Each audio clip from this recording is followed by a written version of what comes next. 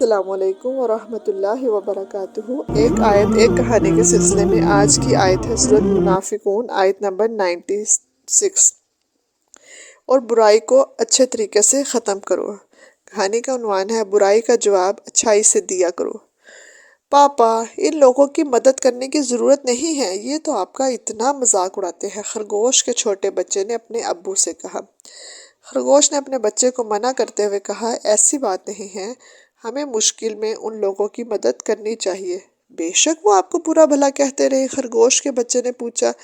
خرگوش نے کہا، اس لیے کہ برائی کا جواب برائی سے نہیں دینا چاہیے۔ یہ خرگوش میاں اور ان کی فیملی ایک درخت کے اندر رہتے تھے۔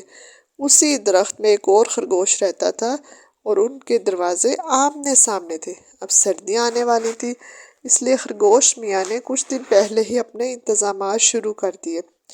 روزانہ کے کاموں کے ساتھ وہ کچھ اور وقت لگا کے گھر میں کھانے پینے کی چیزیں اکٹھی کر رہے تھے، کیونکہ سردی کے موسم میں برف باری کی وجہ سے یہ لوگ گھر سے باہر نہیں جا سکتے تھے۔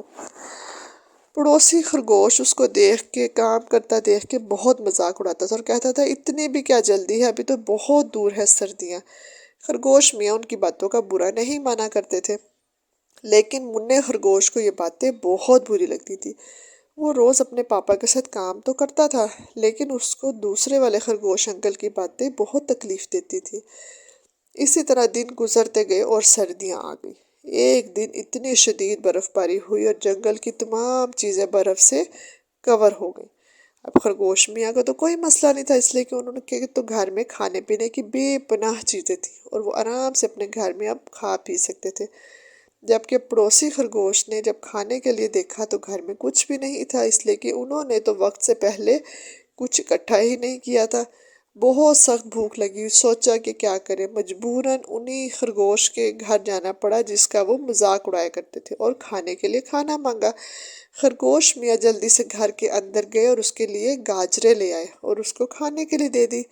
پڑوسی خرگوش بہت شرمندہ تھا، اس نے اپنے رویے کی معافی مانگی اور خرگوش میاں کا شکریہ ادا کرتے ہوئے کہا کہ مجھے اپنی غلط باتوں کا احساس ہے، اب میں وعدہ کرتا ہوں کہ میں بھی آپ ہی کی طرح محنت کیا کروں گا اور وقت سے پہلے اس کی تیاری بھی کیا کروں گا۔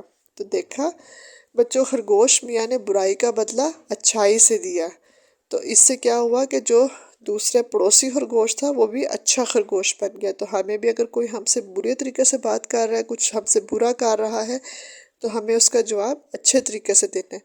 ہاں، وقتی ہمیں برا لگتا ہے کہ کوئی ہمیں ایسا کہہ رہا ہے، لیکن پھر اللہ تعالیٰ کی خوشی کے لیے ہمیں وہ کام اس طرح سے، اس کا جواب اس طرح نہیں دینا جس طرح وہ ہم سے بات کر رہے ہیں۔ پھر تو کوئی فرق ہی نہیں رہا، وہ بھی بدتمیزی سے بول رہے ہیں، ہم بھی بدتمیزی سے بول رہے ہیں، ٹھیک ہے۔